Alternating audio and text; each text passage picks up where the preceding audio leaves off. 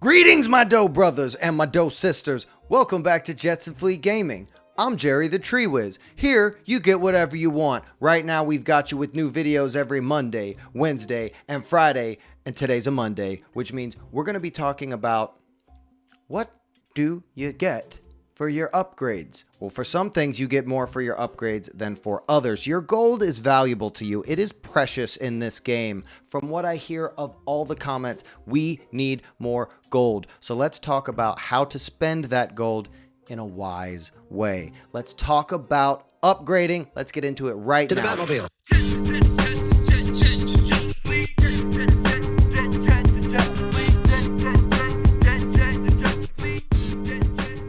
What do you want to upgrade first? Most people think about what's OP, but before we talk about upgrading cards like Major Fire, something that everybody has upgraded, everybody's got high-level bucks, let's talk about what you get for your upgrades, because it's not the same across the map. The cards that I have in this deck will help exemplify the things of which I speak. So a simple thing to look at is a troop.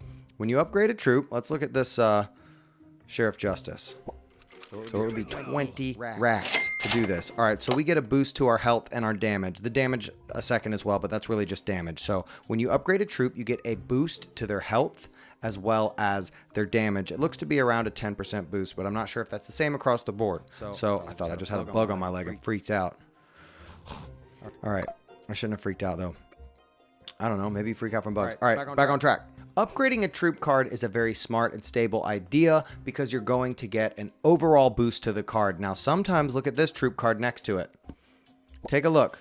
You don't get any boost to the damage. This is one of those cards that doesn't technically have to be upgraded at the same speed as all the other cards around. But this is a good segue to talk about spell damage. When you upgrade a spell, you're only going to be getting a boost to the damage done. There's not another part of the damage dealing spell that gets boosted as well. Like if you boosted magic missiles, you're just going to get a boost to the damage done from the missiles. You're not going to get any extra missiles. The way the spell works is going to remain the same. Same thing with napalm when you boost napalm. But back to what's important. So you see how much damage this spell does? 2,830. That's because, well, you see how much health the person eating plant has. It's the same amount of health as the damage dealt by Snipe. That is because these cards are evenly leveled. A level 5 epic is equal to a level 8 rare card. So the Snipe is supposed to be able to take out cards like the Mini-Mander. Well, let's take a look at my Mini-Mander. Like the Mini-Mander, like the person-eating plant, there's a lot of cards that your Snipe is supposed to be able to take out. So even though you're only getting a boost to damage with Snipe, you're only getting one thing that's going to be upgraded. Just like with the person-eating plant, you're going to be getting one thing that's upgraded with his health. I still highly recommend upgrading something like Snipe because you're going to be able to take out those over-leveled cards. Like when you look at my Mini-Mander. My Mini-Mander's health is 3,112. And even though it's a negative dough trade, people snipe Mini-Manders all the time because he's just such a powerful card, helps out in so many ways. So by me leveling up my Mini-Mander, I've placed him to be over that level of Snipe. So you're going to want to prioritize certain spells. Snipe is a very powerful card that you're going to want to be able to use. I really don't like it when I'm trying to snipe something and the levels just don't work out. But you can just follow up with the commander with a quick shot. But it's so beneficial to keep your spells leveled up correctly. But let's talk about spells that don't do damage necessarily. So look at this. Overclock. It would be 20,000 gold just to get one more second out of Overclock. I play Overclock. It's probably my most played card in my hand. Every time it enters my hand, I feel like I'm playing Overclock, and that does seem powerful, like I'm going to shave multiple seconds off each time, but is that as much of an upgrade as upgrading something like Sheriff Justice and getting that extra health and that extra damage? And then you look at something like Greville. Once again, when you upgrade Greville, for 8,000, all you're getting is 193 health. Now, that could be beneficial if that's going to put him over a Snipe, but it's not, because look at what the Snipe damage does. So any under-leveled Snipe, at 2,830, that's higher leveled, but what I mean is any Snipe is going to take out a Greville. So there's not much reason for me to upgrade this Greville. There's not that much.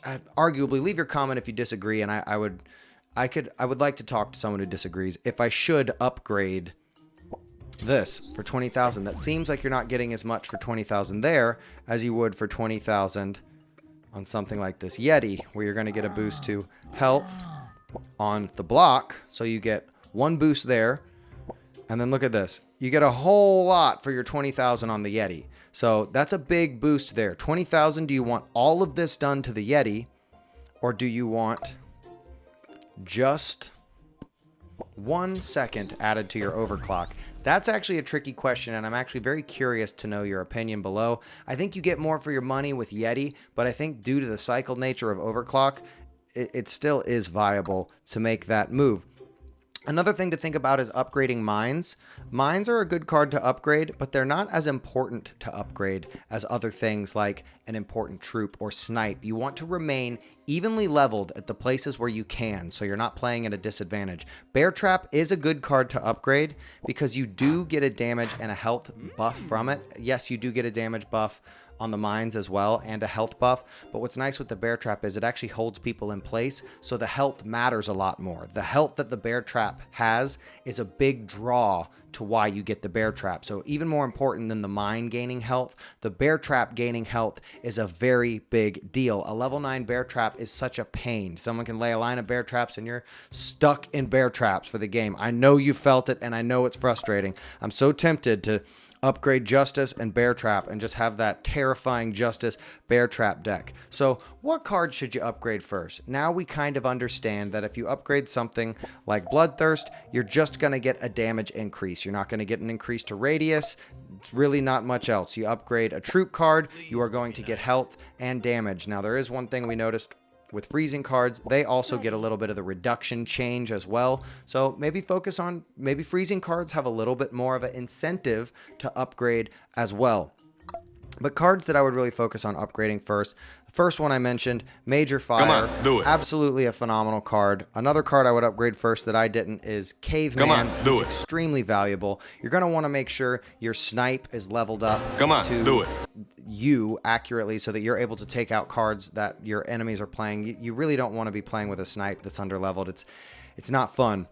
Things like Shutdown. This is an interesting one because I still get my benefit out of Shutdown without that extra 0.5 seconds. But if you're really relying on Shutdown for your deck, I could see upgrading Shutdown. But personally, before I upgraded Shutdown, I would upgrade the Piranhas because the Piranhas, it's going to increase the Piranhas level and you're going to get more damage and more health from the Piranhas instead of just 0.5 seconds on top of the Shutdown. Come on, do it. So a lot of times with things like Nightfall, I don't even want Nightfall to last much longer than 11 seconds. So I've left it where it is because I kind of like to use Nightfall not to keep the arena in Nightfall the entire game. I like to use Nightfall at certain moments of the match, so it makes sense for me to have it at 11 seconds. So I don't know when I'll upgrade Nightfall, if I'll upgrade Nightfall. Last thing I want to talk about, kind of in the middle here, is the dough barrel increase. So this is something that's RNG, which means random. If you don't know that, it's a gaming term, another term, but we hear it a lot in gaming. So what I would get to this is, it kind of confused me for a while, but now let me explain to us all. So there's 55% chance that you're going to get 6 dough instead of 5 dough. So when you drop the dough barrel, at my level, at level 8, I have a 55% chance of it having 6 dough instead of 5 dough. So if I spend these 20k in gold, I'll now have a 60% chance that it will have 6 dough instead of 5 dough. So that's very interesting. It seems to be a balanced card, but you are relying a little bit on a coin toss to see if you're going to get an extra dough out of the dough barrel. I still like the card, but I haven't found a reason. Now that I'm having to spend 20,000 to upgrade something, and pretty soon it'll be 50, which I'm very excited to do soon. I've also been loving my spell cycle. So for me, upgrading something like the drill, it was very important for me to upgrade the drill because my level 5 drill didn't take out level 9 porta potties. So the drill for me is sitting in a pretty spot. I love the drill. I get extra damage out of it. I'm also taking out buildings that are higher leveled. So those damage dealing spells, it does make sense to upgrade the damage dealing spells. Artifacts, you don't have to level up artifacts, but the ones that do damage do level up with you. So if you're a level 7, you will not do as much damage with the Surya Bomb as a level 9 or a level 8 or any higher level. You get it. So a lot to think about before you upgrade your cards. So don't just think about what's in your deck and what do you use, because there are many cards in your deck that don't need to be upgraded as badly as the others surrounding it. So ask us in the comments, what should you upgrade? I answer every comment. I love you guys, man. Seriously, thank you for subscribing to this channel. It really helps us out. This whole thing got started due to the craziness in the world, but now it's become one of the biggest loves I have. So seriously, thank you guys for being here. Let me know in the comments what you guys think the best cards to upgrade are. I really love this game, and I really love the upgrade system, and it's interesting to see how some things do such a small change and some things do such a massive change. But let me know which one of those small changes, like 1 second to overclock or 0.5 seconds to shut down, really do have a little more clinch value, really come in more important than I'm giving them credit for. Like if I upgrade this, you get a little more healing. That's decent. It's just opposite of a damage dealing spell. But yeah, guys, I'm going to end it here. I think you guys know what I'm talking about. Level up the cards that are going to do something for you. Don't just level up barrel drop because it's in every deck. Don't think about what you use the most. Take a look at the stats, y'all. I'm very excited about these other videos we have coming up this week. Make sure you stay here tuned to the channel. From the bottom of my heart to the top of my head, I love each and every one of y'all. Peace.